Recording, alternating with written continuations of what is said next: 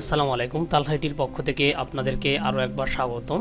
আজকের এই ভিডিওতে আমরা দেখব যখন আমরা কোনো পাসপোর্টে এই প্রাইভেট সার্ভিস দিয়ে থাকি অথবা সরকারি কোনো গভর্নমেন্ট চাকরি দিয়ে থাকি, তাহলে আমরা সেক্ষেত্রে যে এনওসি তৈরি করব সেটা কিভাবে তৈরি করব সেটা নিয়ে বিস্তারিত আলোচনা করব আমাদের আজকের এই ভিডিওতে। সেজন্য অবশ্যই আপনাকে ভিডিওটা না টেনে খুব ধৈর্য ধরে দেখতে হবে। আমার স্ক্রিনে থাকা যে একটা এনওসি দেখতে পাচ্ছেন, এইভাবে কীভাবে আপনি একটা এনওসি তৈরি করতে পারেন সেটা নিয়ে বিস্তারিত আলোচনা করব। ইংরেজি, বাংলা, তারপরে গভর্নমেন্ট যে এনওসি রয়েছে সেটা নিয়ে বিস্তারিত আলোচনা করব।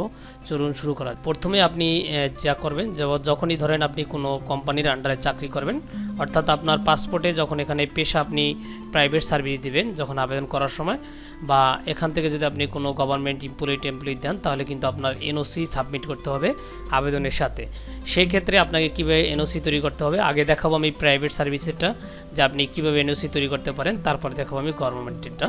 আমি এখন যদি একটা এনওসি এখানে দেখাই, এখানে কিন্তু আমি প্রথমে একটা কোম্পানির নাম দিয়ে রেখেছি, তারপর এখানে প্রোপাইটার নাম, তারপর আপনি কোম্পানির কী ডিটেলস আছে এখানে চাইলে দিতে পারবেন, না চাইলে নেই। তারপর আমরা এইগুলো এইভাবে একটা প্যাড তৈরি করে নেব আর কি, কোম্পানির যেই প্যাডটা রয়েছে সেটা তৈরি করে নেব। তৈরি করার পরে আমরা এখান থেকে একটা প্রত্যয়নপত্র লিখব। দেখেন এই প্রত্যয়নপত্রতে থাকবে আপনার নাম, প্রথমে নাম, তারপর আপনার পিতার নাম, তারপর আপনার মাতার নাম, তারপর আপনার ঠিকানা, মানে আপনার যে স্থায়ী ঠিকানাটা পাসপোর্টে দিবেন, অর্থাৎ পাসপোর্টে যেভাবে দিবেন সব কিন্তু আপনার সেমভাবে দিতে হবে। দেওয়ার পরে আপনি সেই প্রতিষ্ঠানে কী ধরনের চাকরি করতেছেন এবং কবে থেকে, এটা কিন্তু এখানে লিখে দিতে হবে। লেখার পরে তারপর আপনার এইভাবে দেওয়ার পরে আপনি এখানে নিচের দিকে একটু জায়গা রেখে দিবেন, যেখানে যে আপনার প্রোপাইটার বা ম্যানেজার বা ব্যবস্থাপক পরিচালক যে রয়েছে তার সিল এবং সিগনেচার রাখার জন্য এখানে একটা জায়গা রেখে দিবেন। এখানে সে একটা সিগনেচার করে আপনার একটা সিল দিয়ে দেবে আর কি, যে আপনার প্রতিষ্ঠানের সিল রয়েছে সেটা দিব। এই হলো মোটামুটি বাংলাটা। আর হ্যাঁ, এই ফরম্যাটগুলো আমি আমার ডিসক্রিপশন বক্সে লিঙ্ক দেওয়া থাকবে, সেখান থেকে আপনারা ডাউনলোড করে নিজের মতো অ্যাভেলেবেল এডিট করে নিতে পারবেন।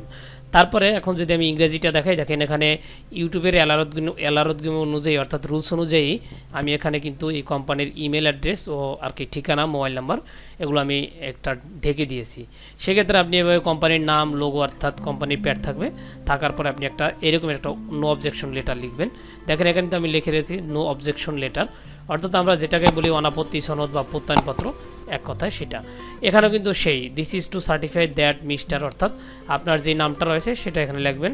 তারপর এখানে সন মানে S/O মানে সন, মানে আপনি কার পিতা, আপনার পিতার নামটা এখানে লিখবেন, কার ছেলে আর কি, সরি। তারপর আপনি এখান থেকে ঠিকানা দেবেন, আপনি চাইলে আপনার পিতা মাতারও নাম দিতে পারেন এখানে। তারপর আপনি এই কোম্পানিতে কি পজিশনে রয়েছেন, কি অবস্থায়, কত তারিখ থেকে, সেটা এখান থেকে দিবেন। আপনি চাইলে এখানে স্যালারি উল্লেখ করে দিতে পারেন, অথবা না চাইলে দরকার নাই।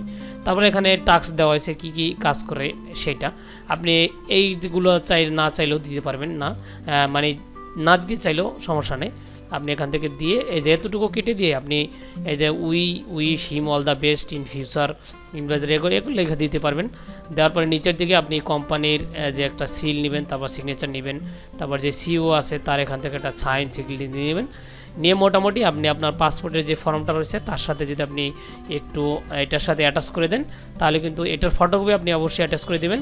আর হ্যাঁ, প্রাইভেট সার্ভিস দিলে কিন্তু আপনি পুলিশ ভেরিফিকেশনও, পুলিশ আপনাকে এইভাবে প্রশ্ন করবে যে আপনার প্রাইভেট সার্ভিসের যেই প্রত্যয়নপত্রটা সেটা একটু নিয়ে আসেন, সেটাও আপনার কাছে কিন্তু দেখতে যাবে। তখন কিন্তু আপনার এই প্রত্যয়নপত্রের ফটোকপি ওনাকেও দিতে হবে। সেজন্য আপনি কি করবেন, এই প্রত্যয়নপত্রের একটা ফটোকপি আপনি পাসপোর্টের সাথে জমা দিবেন, মূল কপিটা সাথে নিয়ে যাবেন। তারপরে আপনি পুলিশকেও সেভাবে জমা দিয়ে দেবেন। তারপরে যদি আমি দেখাই গভর্নমেন্ট যেটা রয়েছে সেটার কিন্তু একটা ওয়ার্ড ফাইল আমার কাছে রয়েছে, এইটা একটা ওয়ার্ড ফাইল, এটা আমরা আপনাদেরকে দিয়ে দিব। এই দেন এখানে রয়েছে যে আপনার অনাপত্তি সনদ, এখানে একটা বিভাগ বা মন্ত্রণালয়ের নাম থাকবে, এখান থেকে ওই ওয়েবসাইটের নাম থাকবে, তারপরে স্মারক নাম্বার, এটা স্মারক নাম্বার যে কোম্পানি দেওয়া থাকবে, মানে যে প্রতিষ্ঠান গভর্নমেন্টের সেটা দেওয়া থাকবে। তারপর এখান থেকে তারিখ দেওয়া থাকবে, তারপর যার পাসপোর্ট তার নাম, তার পিতার নাম, অর্থাৎ যদি মহিলা হয় তাহলে তো এখানে নিতে হবে তার স্বামীর নাম, এই জন্য পিতা অবলিক স্বামী।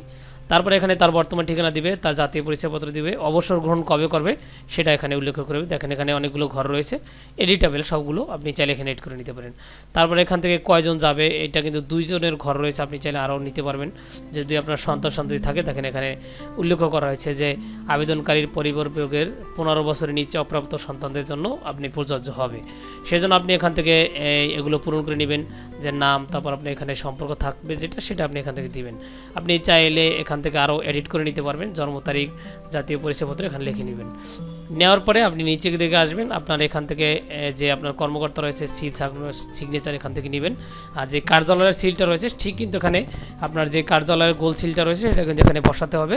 তারপর বসানোর পরে আপনার এইটা যে ওয়েবসাইটে আপলোড করা হবে, তারপরে আপনি এই এনওসি দিয়ে আপনি আবেদন করতে পারবেন। যদি গভর্নমেন্ট এমপ্লয়ি হন সেক্ষেত্রে কিন্তু এই ধরনের এনওসি ফরম্যাটটা লাগবে। আর প্রাইভেটের ক্ষেত্রে আপনি এই যে দুইটা ধরনের আমি দেখাইলাম, এই দুইটা ধরনের যে কোনো একটা নিলে আপনি কিন্তু মোটামুটি হয়ে যাবে। এই ছিল মোটামুটি আজকের ভিডিওটা, যে আপনি পাসপোর্টের প্রাইভেট সার্ভিস অথবা গভর্নমেন্ট সার্ভিস দিলে কীভাবে এনওসিটা তৈরি করবেন সেটা নিয়ে আজকের এই ভিডিওটা ছিল। আশা করি সবাই বুঝতে পারছেন। আর যদি বুঝতে সমস্যা হয় অবশ্যই কমেন্ট বক্সে জানাতে পারেন, আমি অবশ্যই আপনাদেরকে উত্তর দেওয়ার চেষ্টা করব। ধন্যবাদ সবাইকে।